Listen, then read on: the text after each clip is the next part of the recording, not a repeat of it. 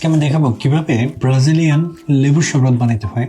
আমি একটা ব্রাজিলিয়ান শেফের সাথে কাজ করছিলাম অনেকদিন, তো ও আমাকে দেখাইছিল এই রেসিপিটা। একদম সহজ, চলুন শুরু করি। এই ব্রাজিলিয়ান লেবুর শরবতটা বানাইতে লাগতেছে 2টা লেবু, আর আমরা ইউজ করতেছি কনডেন্স মিল্ক। লেবুর যে এই পার্টটা আছে এইটা কেটে নিতে হবে।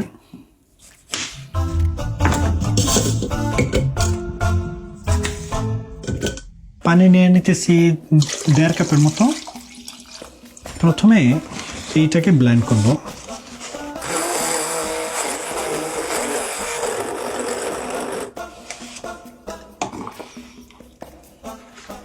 এটাকে ছাইকে নিতে হবে। তারপরে এটাকে ব্লেন্ডারে আবার নিয়ে নিতেছি। এইটার সাথে যাবে এখন কিছু আইস, আর যাবে কনডেন্স মিল্ক। এটা হইতেছে যে প্রায় 400 গ্রাম। আমি 400 গ্রাম দেবো না, প্রায় 150 থেকে 170 এরকম দেব। এই তো মানে অর্ধেকটার মতো দিতেছি।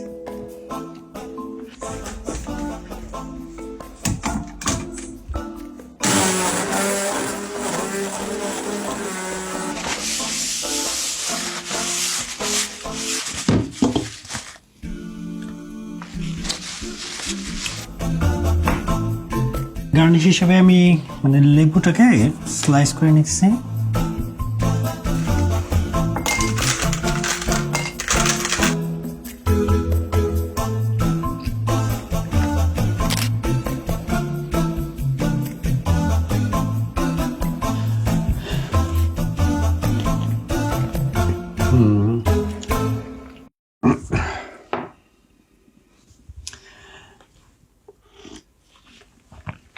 Don't forget to subscribe.